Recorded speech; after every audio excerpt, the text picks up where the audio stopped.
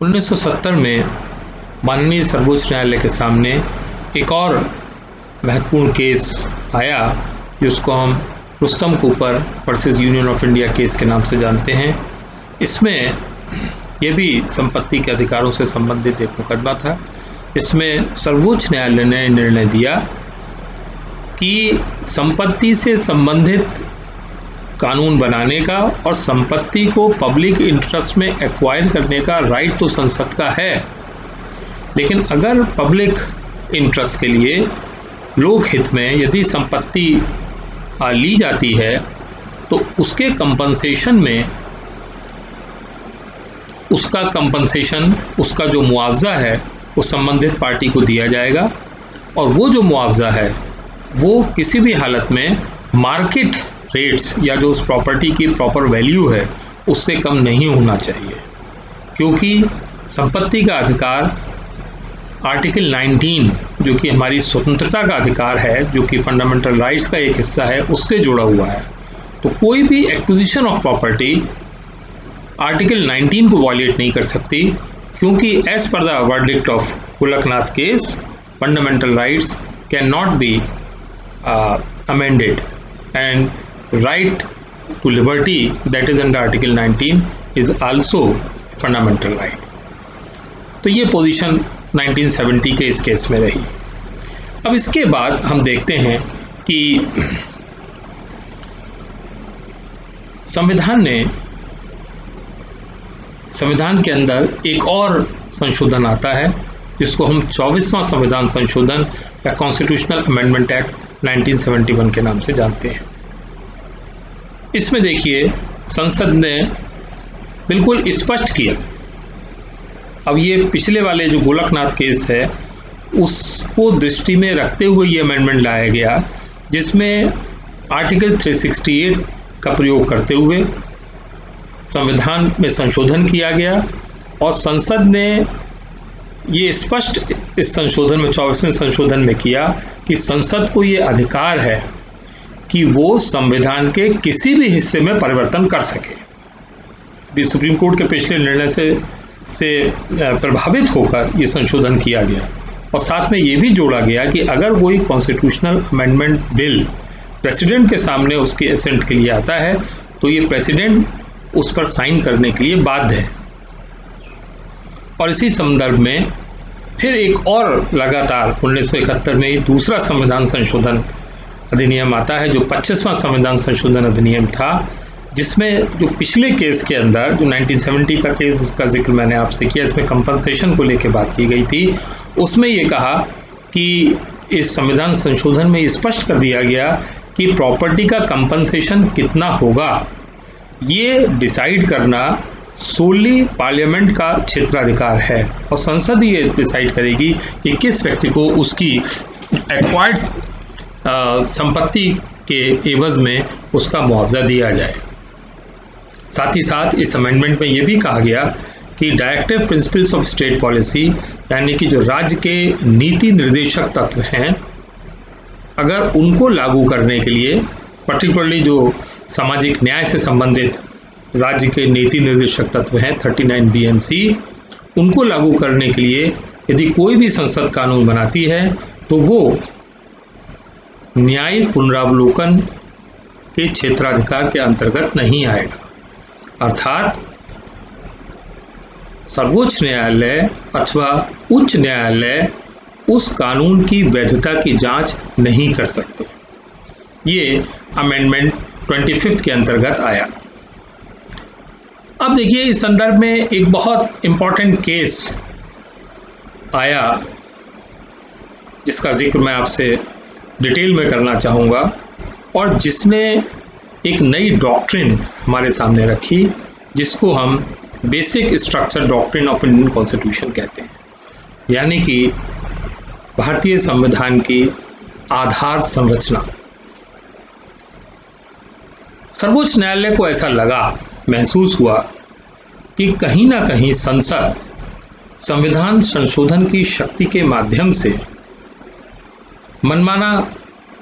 कार्य करने के लिए अपने आप को स्वतंत्र पाती है और स्वयं को संविधान से ऊपर समझती है और संसद को ऐसा लगता है कि संविधान को अपनी इच्छा के अनुसार बदलना संसद के क्षेत्राधिकार में आता है। ये एक डायरेक्ट जो इंडिपेंडेंस ऑफ जुडिशरी और जो भारतीय न्यायपालिका को संविधान का रक्षक माना गया था उसके ऊपर एक कुठाराघात था। तो इस स्टैंड को दिमाग में रखते हुए एक बहुत महत्वपूर्ण मुकदमा सर्वोच्च न्यायालय के सामने आया, जिसको हम केशवानंद भारती केस जानते हैं, जो कि 1973 में आया था। और इस केस में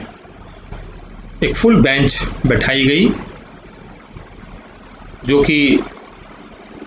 सर्वोच्च न्यायालय के तत्कालीन मुख्य न्यायाधीश की अध्यक्षता, जस्टिस सीकरी की अध्यक्षता में 13 बेंच उस समय 13 बेंच जजमेंट उस केस के अंदर दिया गया। और इस मुकदमे के निर्णय में पहली बार बेसिक स्ट्रक्चर की थ्योरी को सामने रखा गया, यानी कि ये सुप्रीम कोर्ट ने कहा कि संविधान के कुछ आधारभूत तत्व होते हैं।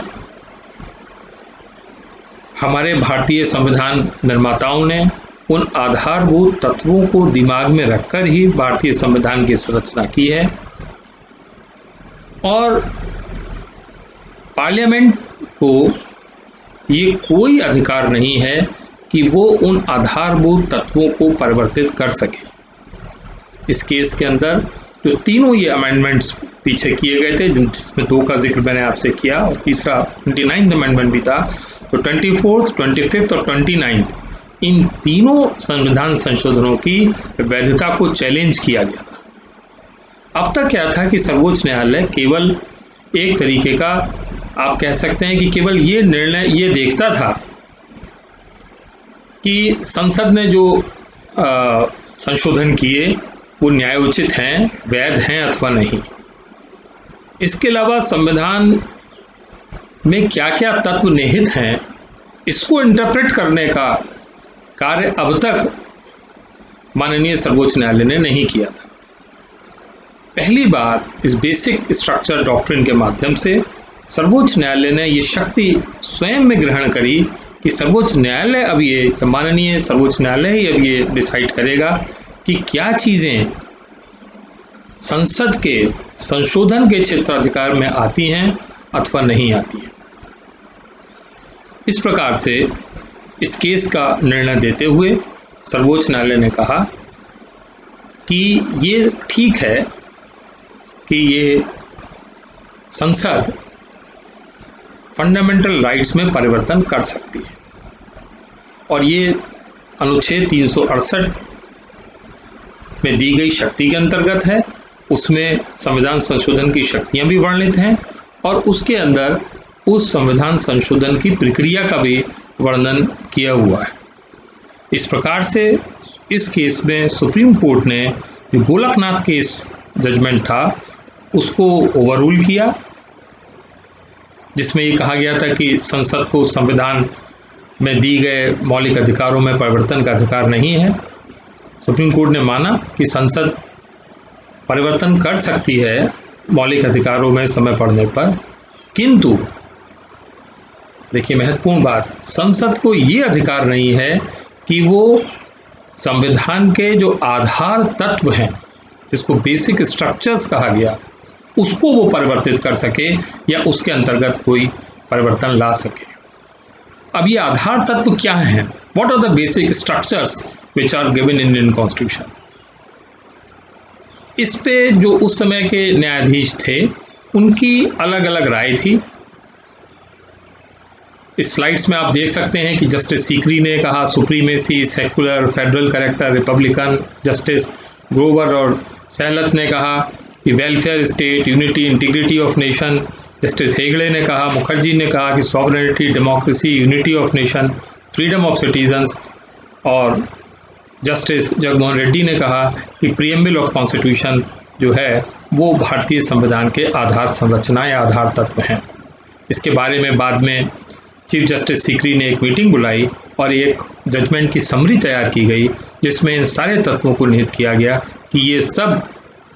भारतीय संविधान के बेसिक स्ट्रक्चर्स का पार्ट है। लेकिन ये कंप्लीट लिस्ट नहीं है, साथ में ये भी स्पष्ट किया गया